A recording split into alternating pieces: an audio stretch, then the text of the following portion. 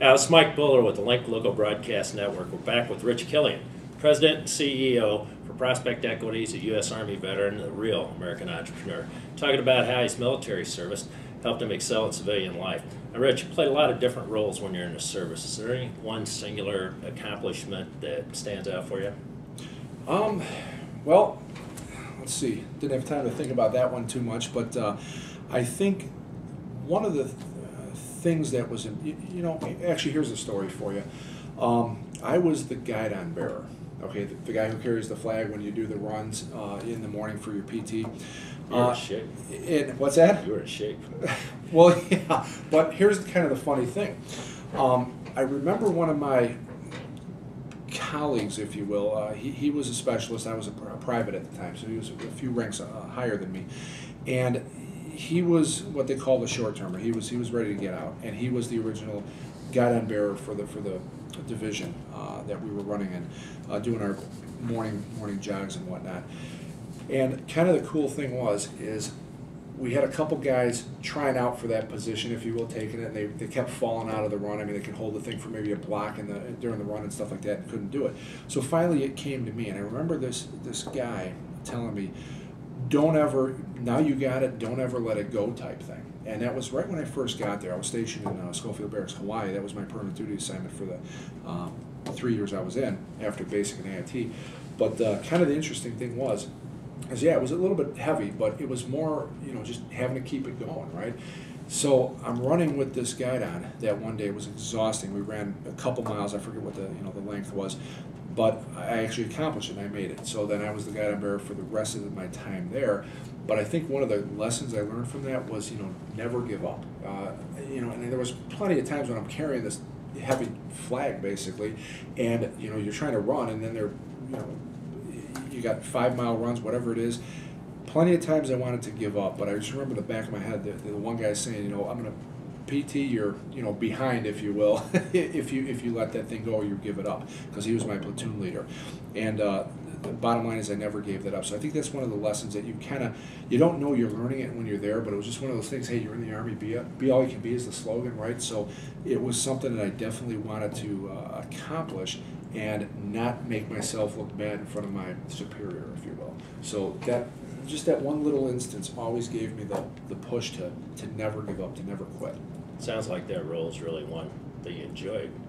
Starting out, probably didn't like it the most, but it turned into something that you really did enjoy. Well, it's just one of those things, not that I enjoyed it. I mean, I hate, running and doing all the, but there's things you have to do. I mean, I work out every day, don't get me wrong. I mean, I'm in great shape, but it's one of the things that, it's not the most fun thing to do, but it's that sense of accomplishment. You know what was fun for me? The fact that nobody else could do it, and I did. Right. Everybody else fell out because being one of the tallest guys in the unit, I was always in the back. So by the time that the guidon gate got to me, I was like the last guy to carry it, and I was actually the only one to accomplish the goal with it. So, everybody else fell out. I was the first one to actually do it. So that sense of accomplishment always stuck with me, which made me enjoy that.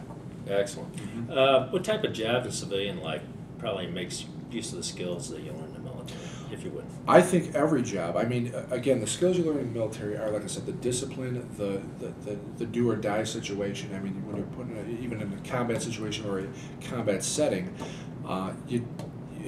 people's lives are on the line, and you can't mess with that, especially your own, obviously. But that you got to do it right, or people can lose their life. I mean, right. That in itself translates into a business arena where, hey, if you're setting up a budget, if you've got employees, if you open up your own company, whatever the case is, or you're a manager, people depend on you. I mean, it's their jobs, it's their livelihood, it's their families. So I think that discipline and that mentality, like I said, you can't learn that in school.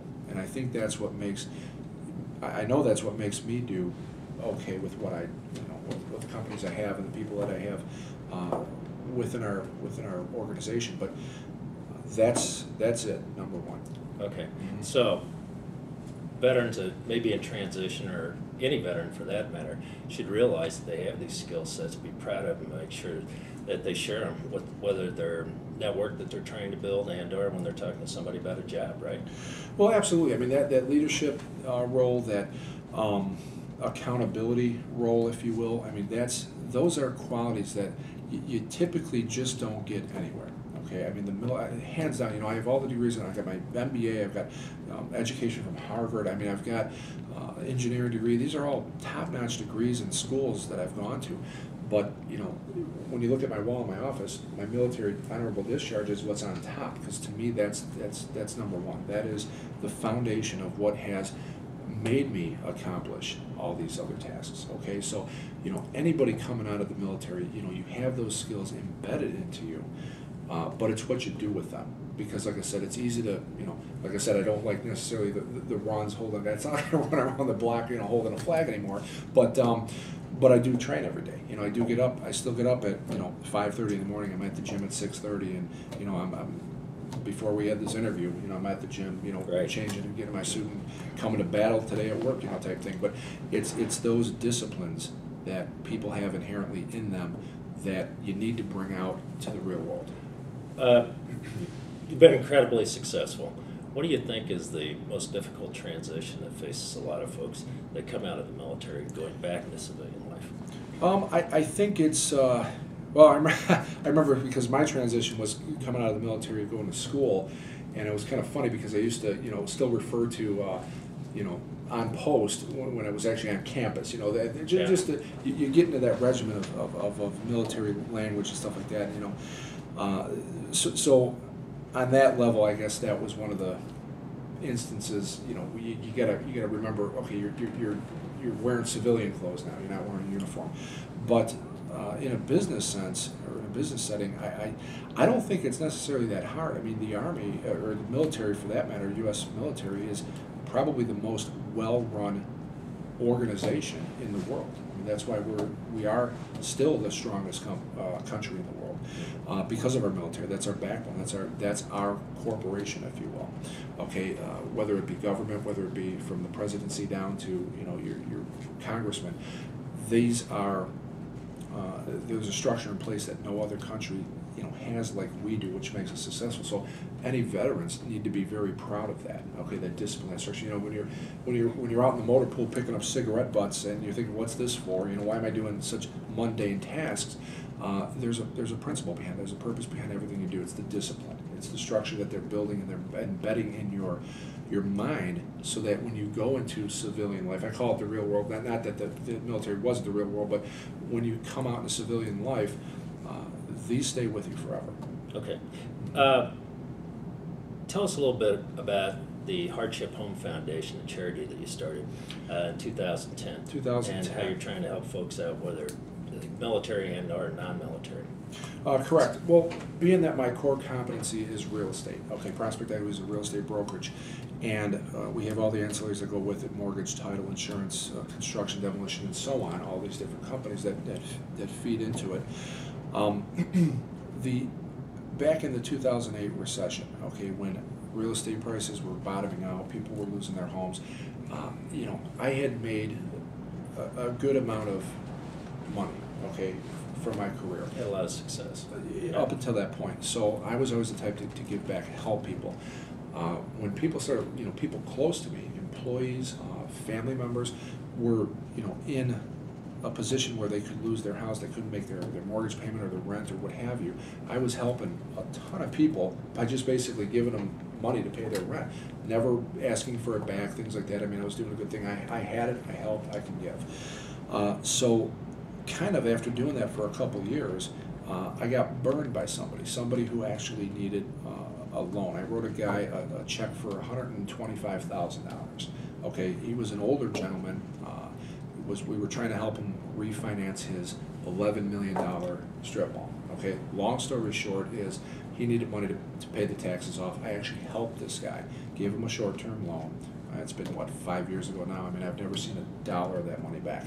But where I'm going with the story is, I thought to myself, okay, well, that just took a nice chunk of change out of my pocket, okay, but all the good I did, I probably doubled that amount in helping other people, okay, by either refinancing their house or trying to help their house without charging them, sold people's homes. We actually sold some homes through our brokerage for no fees, things of that nature. So I forewent a lot of money that we could have made, but I also gave hard money to people at no payback, just wave alone. I did that a bunch of times. So I thought to myself, well, okay, I do all these good things. Sure, you get burned on one guy that you actually lent the money to. Everybody else I gave money to, but I lent the money to one guy. He's the only one that didn't pay me back. That was actually obligated to. So I found that, hey, if I could start a foundation to do that same exact principle, I can help a lot more people, because I can actually raise funds, not just my own, but others' funds to help that, and obviously do it through all the tax codes and things like that. Sure. But I could help a lot more people than just who I know. Paying it forward. Absolutely. The benefits come back to you. Well, they do. I mean, and if it's just the benefit of, hey, I feel good because I was actually to, save somebody's house or help somebody's family, things of that nature. It's kind of funny. We haven't talked about Prospect Equities too much, but the reason I started that company was because I went from a company that was taking half my commission and started my own company so I could keep all my commission for the work I put 100% into. So I offer that same model to other realtors in the area at a very, very $35 a month was what they pay, and they keep all their money. So people are like, well, how do you even stay in business? Well, because they have all the ancillaries that help feed off of that, right. and we make off of that. But the point is that I remember my very first year, end of the first year, we hired 18 agents at the end of the first year, and I bought a pack of 25 cards for the holidays, sending out handwritten all these, and I had 7 left. That's how I remember it was, 25 packs, 7 left. I had 18 agents. But the interesting thing is, the girl I was dating at the time, sitting next to me, she says, well, why would you start such a company that you don't even make any money with, at that point? And I said, well, because see these cards I'm writing out? I know that 18 families are going to have a much better Christmas or whatever it is they celebrate at the end of the year because I made that happen. I just basically doubled everybody's income from where they were coming from. So it's that intrinsic value, that that sense of I actually did something to help somebody, felt good about it, and still made a profit, just not a greedy profit. I was talking off the air, 10 times that up to $1. You don't have to make $1 off of everybody's living type thing to make it. You can share the wealth, if you will. So hence that goes to the paying it forward, giving it back mentality. Very good.